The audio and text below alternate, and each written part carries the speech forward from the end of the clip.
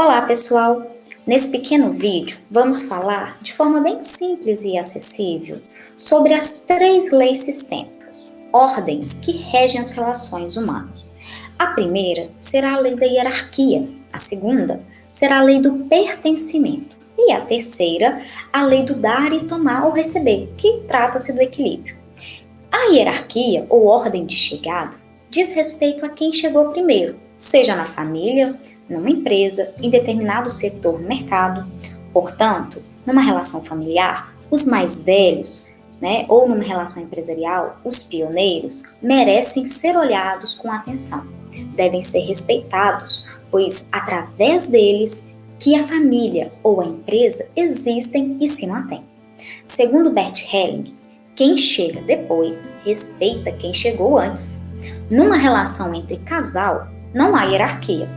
Eles chegaram juntos, mas os filhos decorrentes dessa relação e após os netos que virão são pequenos em relação aos pais e aos avós. Assim, quando os filhos e netos respeitam a ordem de hierarquia, demonstra equilíbrio no sistema familiar. Por sua vez, pensando numa relação corporativa, ou seja, no sistema empresarial, respeitar a hierarquia entre os colaboradores, respeitar a cultura do pioneirismo empresarial, demonstra equilíbrio e sinal de sucesso da empresa e manutenção dela no mercado. Contudo, nem sempre as relações são equilibradas. Filhos que ocupam o lugar do pai, por exemplo, em caso de separação do casal, filha que ocupa o lugar da mãe em caso de morte prematura da genitora, herdeiros que mudam a cultura empresarial após a morte do fundador, colaborador que não respeita os outros que vieram antes dele e que contribuíram para o sucesso da empresa. Esses são exemplos de desequilíbrios que interferem nos diversos sistemas em que vivemos.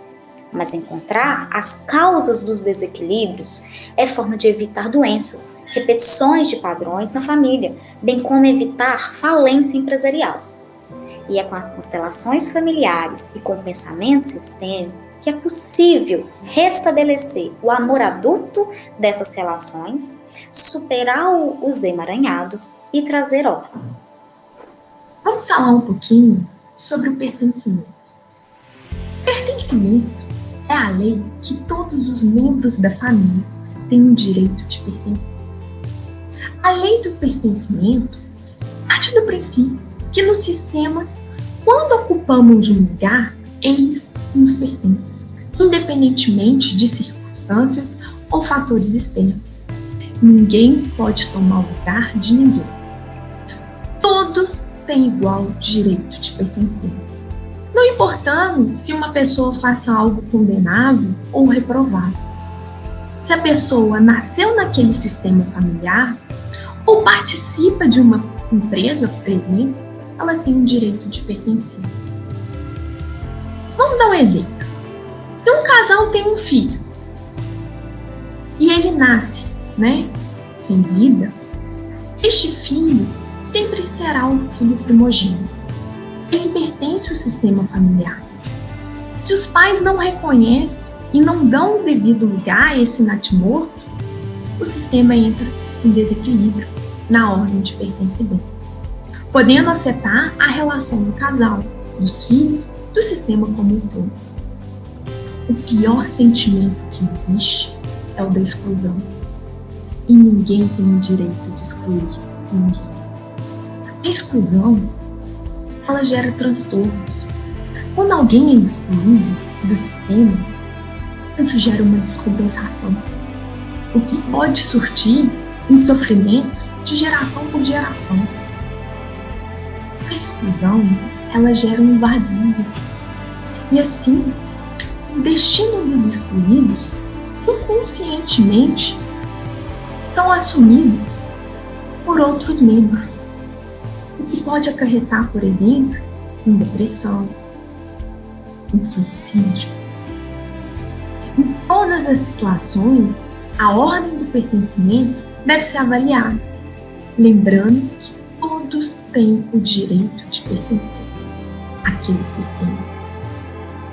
Assim, serve para dar lugar à ex-mulher, ex-marido, filho do primeiro casamento, sogro, sogra, antigo gerente, ex-funcionário, professor aposentado, dono anterior.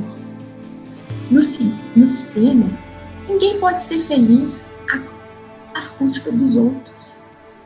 Assim, pelo método da constelação familiar, você pode restabelecer, uma reconciliação, recuperando os excluídos da família e trazendo paz àquele sistema. As leis do amor são como leis naturais, que agem diretamente nas relações humanas, independente da vontade, do aceite ou da crença. A que eu trago é a lei do equilíbrio. Bert Hellinger nos ensinou que os sistemas têm profunda necessidade de compensação interna. Assim, em toda relação, seja uma relação de amizade, de trabalho ou um negócio, deve haver uma paridade entre o dar e o tomar. É nisso que consiste o equilíbrio, que é a terceira lei ou ordem do amor. Pensando na relação a dois, quando um parceiro dá algo ao outro, aquele que recebe sente naturalmente a necessidade de retribuir, e ele o faz com amor, dando um pouco mais ao outro. O outro recebe e também sente que deve retribuir, e dá um pouco mais, levando a um intercâmbio crescente, que para Hellinger é base da felicidade no relacionamento. Mas também podemos falar da retribuição de algo negativo. Se um causa dor e sofrimento ao outro, haverá desequilíbrio, porque também houve um dar maior do que receber. Então a compensação negativa também pode existir. Nas palavras de Hellinger, os relacionamentos do casal obtêm sucesso quando o homem e a mulher reconhecem que são diferentes, mas equivalentes, quando se defrontam como iguais. Mas e se o tomar é maior do que o dar, ou vice-versa? Certamente não será mais equilíbrio. Então, nos casos em que a necessidade de compensação vai além do devido, quando um dá mais porque é exigido que dê mais do que recebe, por exemplo, está se caminhando para a tensão e desequilíbrio. Isso pode acontecer em outros sistemas, que não apenas do relacionamento. As aplicações de constelação revelam isso, com a compensação através de gerações, como numa dívida eterna. Por exemplo, pais que cometeram algum erro ou mesmo um crime, cabendo aos filhos pagar por isso. Não no sentido do direito penal, mas no aspecto social ou emocional. Ora, não seria justo que elas compensassem o erro dos pais, porque não são culpados por isso, não é verdade? Mesmo as guerras podem ter causa na desatenção a essa lei. A compensação exigida pelo devedor ao ganhador, por vezes, é excessiva, gerando ao devedor inicial a sensação de que deu mais do que devia. Isso acirra os anseios, alimenta o desejo de uma nova reparação, a vingança. E um novo conflito disso decorre. Quem devia se torna credor, criando um novo anseio de compensação, quase infinito. Para dar fim a esse desequilíbrio eterno, é preciso que o passado seja, em algum momento, mantido no passado. Só assim é possível alcançar a paz. Por fim, a chave para resgatar o equilíbrio é o reconhecimento pelos envolvidos naquele sistema que houve a falta ou o excesso. Isso pode se materializar com o exercício do direito de reparação, que na vivência sistêmica pode acontecer de várias formas, dependendo do caso. A reparação poderá ser desde monetária, um pagamento, um investimento, entrega de bens, ou um sincero pedido de desculpas, desde que haja o reconhecimento por aquele que causou a dor.